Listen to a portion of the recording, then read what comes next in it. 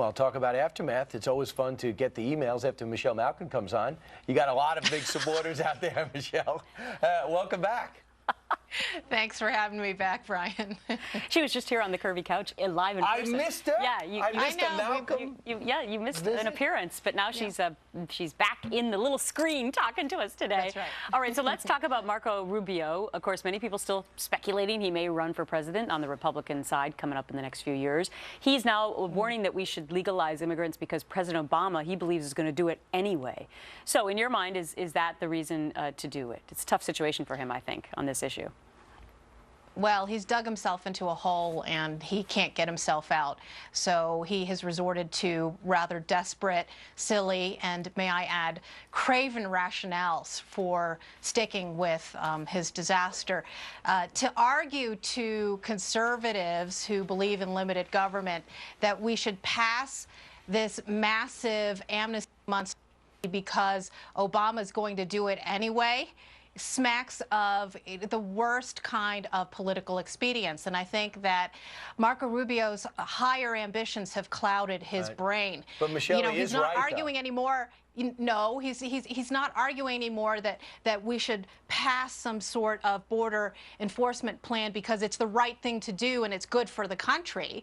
If you want the outside the Beltway translation of what he's arguing, it's we need to pass something because Republicans need to take credit for something that everybody knows that Obama is going to selectively enforce anyway.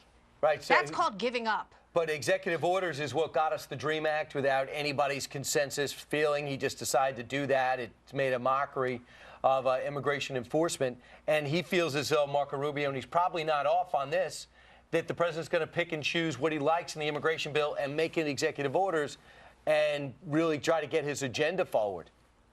So rather than serving the agenda of a tyrant, what he should be doing is fighting on the side of, say, the ICE agents who sued the Obama administration over that administrative fiat. And even though they did not win that case based on a technicality, the judge in that case specifically said that he agreed with the ICE agents that this administration had overreached.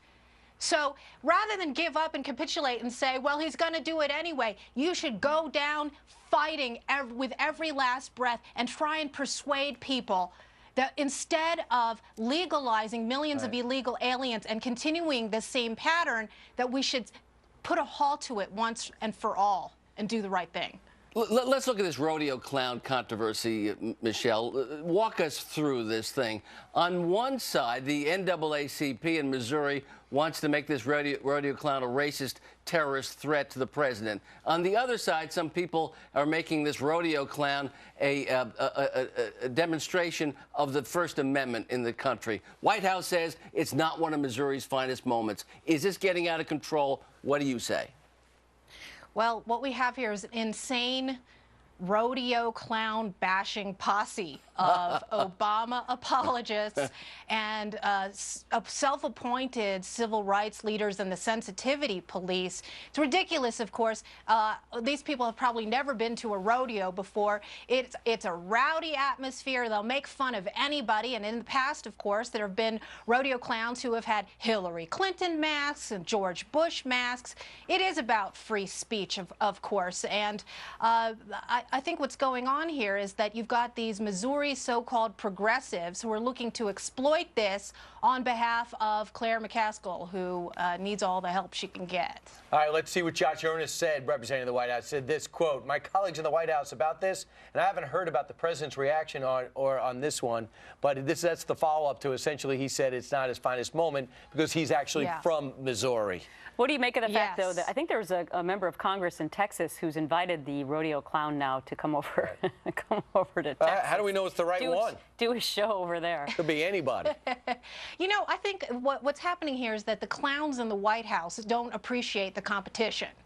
There's another more serious point here, too, and I've posted 10 pictures on my website, images of George W. Bush during his administration that are far, far worse than any of the gentle ridicule and mockery that this president has received.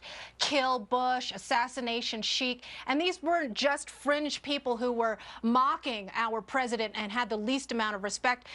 Many of these very violent and insightful images appeared in major film festivals and art galleries, and I think it bespeaks of the rank hypocrisy of the tolerance mob and the thin skin of the White House. Let's talk about somebody who may be changing their tune a little bit, and that's Bono, U2 singer Bono. He now is praising capitalism. Speaking at Georgetown University, he came out and said that aid is a short-term fix. Long-term, it's going to be capitalism that gets the world out of poverty. Where's this coming from, Michelle? I don't know, but I'm not going to question any change of heart on the part of Hollywood lefties.